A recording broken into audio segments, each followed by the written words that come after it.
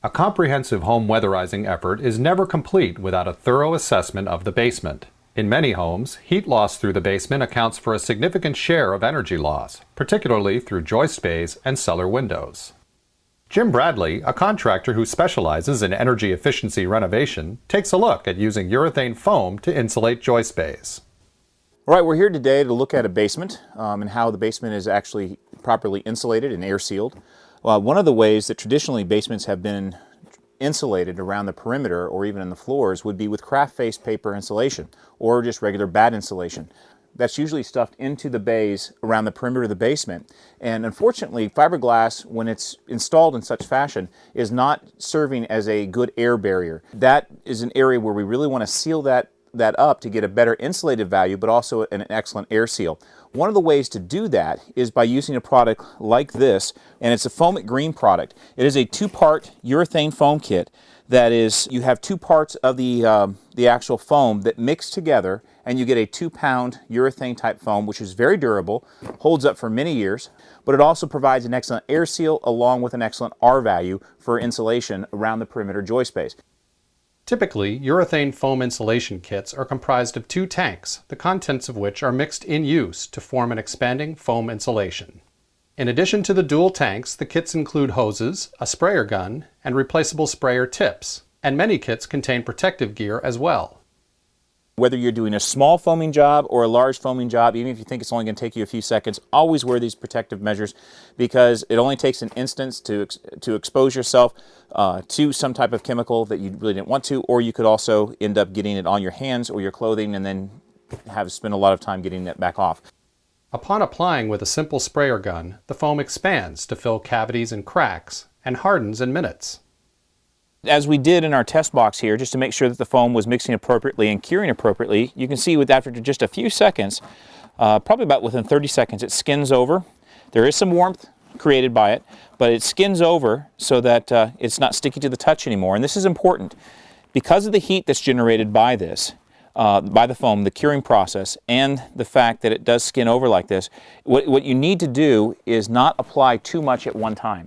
Right here you see a good example of a 1-inch lift or 1-inch layer. So if you have a 3-inch cavity or you want a 3-inch layer of overall foam, you need to come back over that area 3 different times.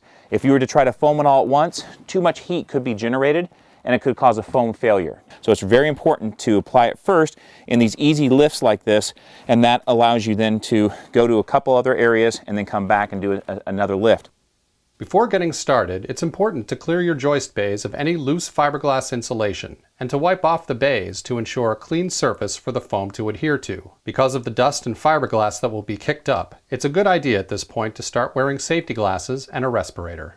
So as we were tearing out the insulation, I noticed that we had some typical darkening of the insulation. What it is actually from the air moving from the outside to the inside of the house through the insulation, because fiberglass in itself cannot stop airflow, and thus what you're seeing here is dust collected over many years of service. And so that is why it's good to remove this and replace it with something that provides you that air barrier that you're looking for and also acts as a very good insulator. Foam insulation is best applied in a series of layers. The foam generates heat as it expands and cures, and too much heat and pressure in a confined space can cause the foam to crack and fail. So again, lay down a 1-inch lift, let the foam expand, harden, and cool while you fill other bays, then come back through and repeat in 1-inch lifts until you have the desired thickness. Okay, now we have finished this small section of foaming as an example. Now with that, you'll see that what we are trying to achieve is an overall 3 inches of thickness of the foam, which at about an R6 to an R7 per inch, you're going to get anywhere between an R20 to an R22 in actual insulation cavity, which is actually quite good for this area. But along with that, you get an excellent air seal. When you insulate, you want to make sure that you're wrapping it down onto the concrete slightly, and when you do that, you're actually sealing the bottom plate of framing and the joint that exists between the bottom plate of framing and the actual concrete, and that makes an excellent air seal also.